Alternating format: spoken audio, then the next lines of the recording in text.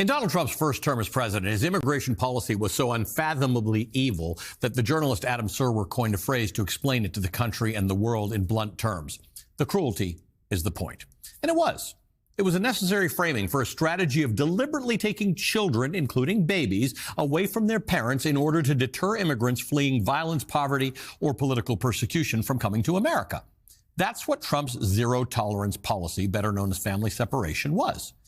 As the policy was rolled out, we learned in real time what it meant. Kids in cages, in massive windowless warehouses, as NBC's Jacob Soboroff called them, essentially incarcerated. More than 5,000 children were forcibly separated from their parents with no set process for ever reuniting them. The youngest child taken was 4 months old. Even those who were reunited with their parents were deeply traumatized. According to a 2021 study, several children suffered symptoms of PTSD more than a year after being reunited with their parents. Worse yet, more than 1,300 children are still separated from their parents, according to a December report by Human Rights Watch. An April 2024 report from the government's Family Reunification Task Force had a similar number. But the government is no longer working on reunifying these children with their parents. On his first day in office, Trump dissolved the Family Reunification Task Force.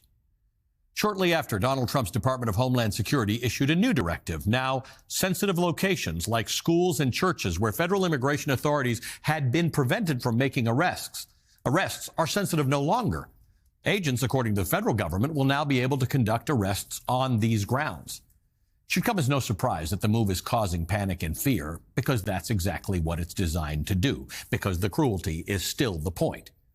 Across the country, these fears are stopping many parents from sending their children to school altogether, even those who are American citizens by birthright, and with good reason. In some of their first immigration enforcement raids, officers have detained and questioned American citizens, including Native Americans.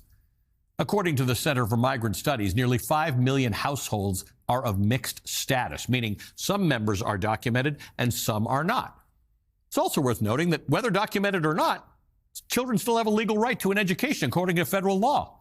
And the removal of sensitive location protections also asks teachers and faith leaders a difficult question. What will you do when immigration authorities come to your school or your house of worship, now that they are explicitly, lawfully allowed to do so? Across the country, major school districts in Denver, Philadelphia, Salt Lake City, San Diego, and more are assuring teachers and students alike that they will keep undocumented students safe from arrest on school grounds.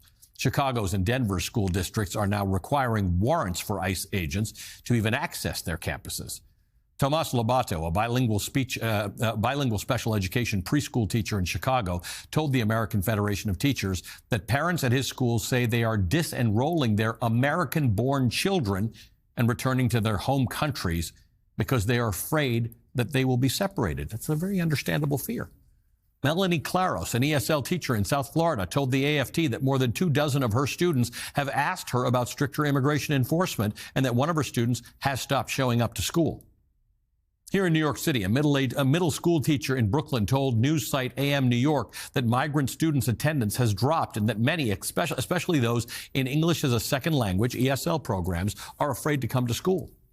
Teachers in Cincinnati told the Cincinnati Enquirer that they've seen a drop in attendance from their immigrant students since Donald Trump's inauguration. More than 1 in 10 students in the district are English language learners. Rachel Van Hall, who teaches ESL in the city, said at a school board meeting this week, quote, "Families and parents are writing me saying they don't want to send their children to school," end quote. And a multilingual coordinator at an elementary school in southern Delaware told the local NPR station that, quote, "Students are telling us that they're afraid that their parents are going to be taken. They're scared. You can see it, and I don't know how to get them to focus on learning when these poor babies are just so worried about what's going to happen to them," end quote. Let's talk about what we do about this. Joining me now, Randi Weingarten. She's the president of the American Federation of Teachers. I mean, Randi, my mom used to write my name all over my clothes. It was all I could do to just not lose my gloves and coat. Kids don't carry immigration papers with them. They certainly can't answer questions about their parents' immigration status. So if I understand the solution, I understand people who are keeping their kids from going to school. It can't be good under any circumstances to do that.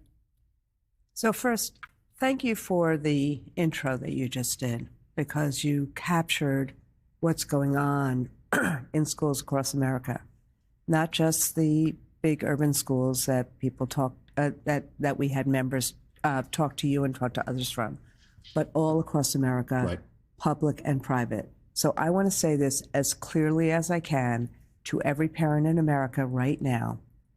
The school educators in the United States are going to do everything we can to protect our children, period. We did that during COVID. We do that, God forbid, when there's gunshots in schools. We do that in weather. We want schools to be safe and welcoming places. So there's two things that we have done thus far. Number one, as soon as President Trump lifted the safe, sensitive areas directive, which has been longstanding policy, that you don't have ICE agents go into schools, churches, or hospitals, we wrote him, pleaded with him. I am not beyond pleading. Right. Do not do that. And we're going to go to Congress and we're going to fight, and we already have a campaign to fight to try to rescind that rescission, because schools need to be safe and welcoming places.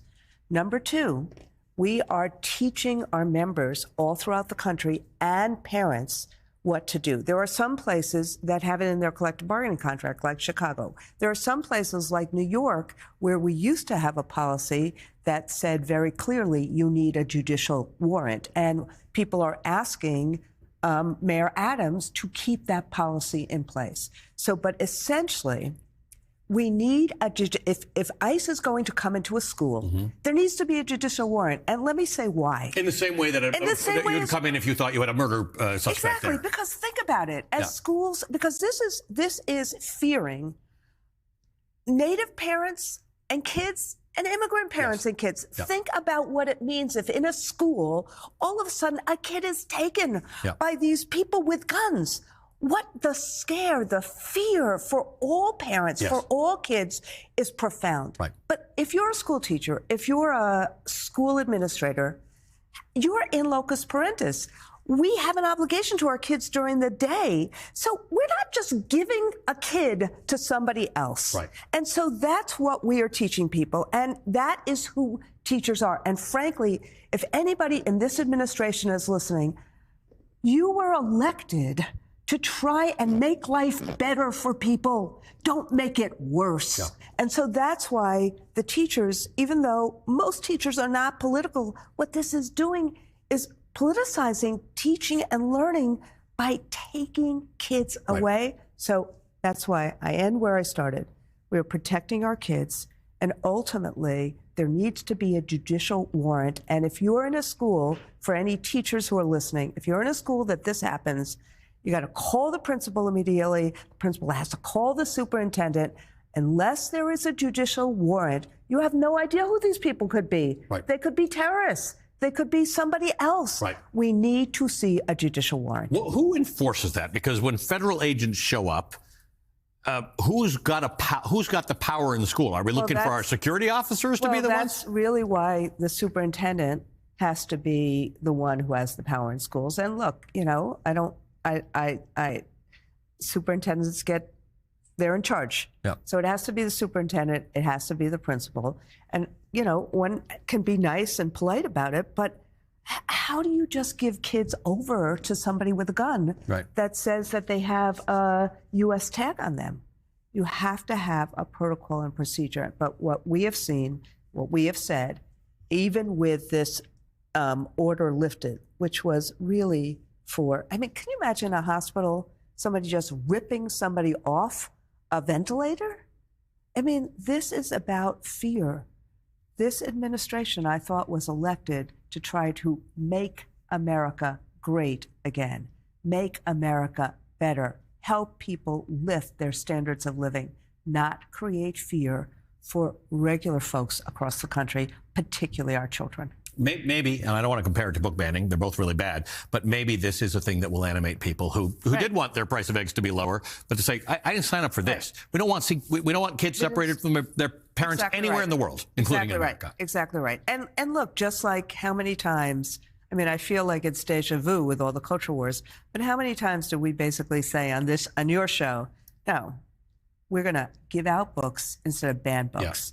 And obviously, parents have a right to make decisions about what kids read.